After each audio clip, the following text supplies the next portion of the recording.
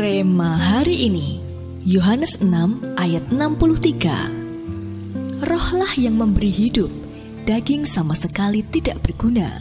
Perkataan-perkataan yang kukatakan kepadamu adalah roh dan hidup.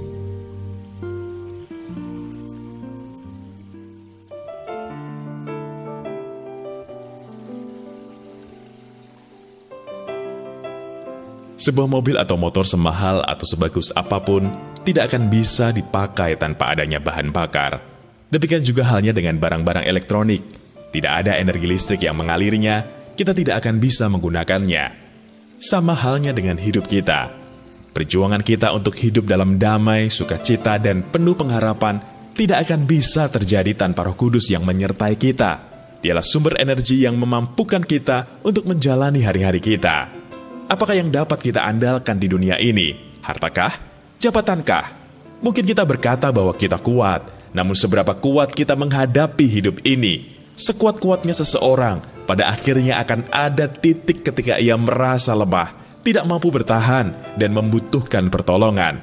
Sekaya-kayanya seseorang, pada akhirnya juga akan meninggalkan semuanya itu. Kita tidak dapat berbuat apa-apa dengan kekuatan kita. Kita tidak dapat bertahan dengan kekayaan kita. Harta, jabatan, dan kekayaan seseorang tidak akan dapat memberikan hidup yang sejati.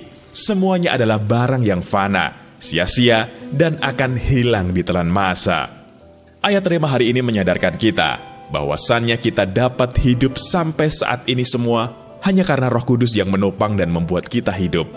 Daging sama sekali tidak berguna. Bahkan ketika kita berjuang untuk membangun hubungan kita semakin intim dengan Yesus dan kerohanian kita semakin kuat, kita pun sangat memerlukan Roh Kudus. Oleh sebab itu, pastikan diri kita jatuh cinta kepada Roh Kudus dan menjadikannya sebagai yang terutama dalam hidup kita saat menjalani tahun 2021, agar kita semakin kuat dari hari ke hari, sekalipun dunia bergoncang dan begitu banyak rintangan, tetapi ketika kita berjalan dalam tuntunan Roh Kudus, kita akan menjadi pribadi yang kuat. Sudahkah Anda menjadikan Roh Kudus yang paling utama dalam hidup Anda selama ini? Mengapa demikian? Menurut Anda, mengapa sangat penting untuk menjadikan Roh Kudus yang paling utama dalam hidup kita? Setelah membaca renungan hari ini, komitmen apa yang akan Anda ambil untuk mengaplikasikan renungan hari ini?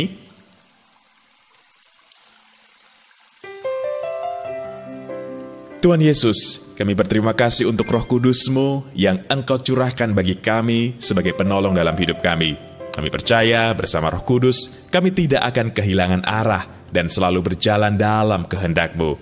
Ajar kami untuk dapat senantiasa menjadikan Roh Kudus yang paling utama dalam hidup kami. Terima kasih Tuhan. Di dalam nama Tuhan Yesus, kami berdoa. Amin. Pastikan Roh Kudus menjadi yang paling utama dalam hidup kita di tahun 2021.